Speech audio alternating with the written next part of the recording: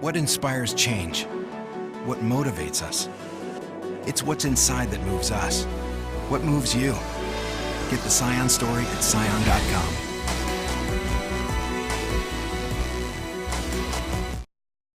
Public Law 30-158 was passed by the legislature despite threatened legal action and then signed into law by then acting Governor Dr. Mike Cruz in the heat of the last gubernatorial campaign. In June 2010, attorney Curtis Vandeveld filed a class action suit to stop implementation of the law, arguing it would transfer the bulk of land in the Guam Ancestral Trust to just 7% of the trust beneficiaries, the former TIYAN landowners. In his ruling, Judge Barcenas concluded that the law serves no legitimate public purpose and constitutes an attempted taking of the plaintiff's property, that is, the bulk of the trust's beneficiaries.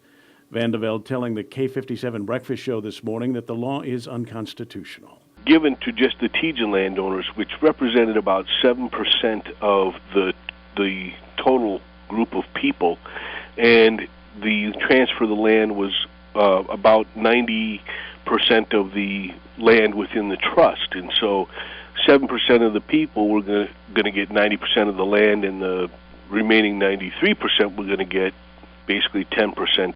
The two properties in question are a 582-acre plot in South Finnegajon and a 395 parcel of land straddling the back road to Anderson. Both were awarded to the former TIYAN landowners as compensation for the property that was taken from them by the military after the war. Vandeveld says he'll press on with the case until a final judgment is reached.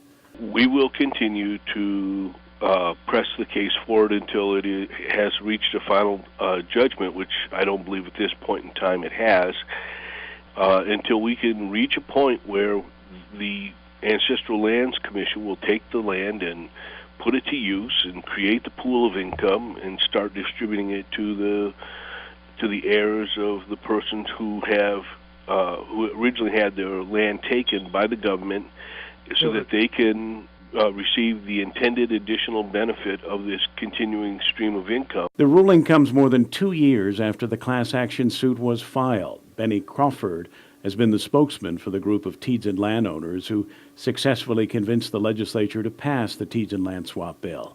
On the Breakfast Show this morning as well, he expressed his annoyance at the length of time it's taken for Judge Barcenas to reach a decision. The Judge Barcenas sat on this thing for 3 years, and I'll tell you, I've been wanting to voice my concern about this. I did file an unethical delay against Judge Barcenas about a year ago, and he held this case before his court for so long it's not even funny. A lot of the landowners had passed away. Crawford and the former TIYAN landowners have been represented by attorney Mike Phillips and the Guam Attorney General, which has been defending Public Law 158 on behalf of Gov Guam. Crawford said they will appeal to the Guam Supreme Court. But, God is in control.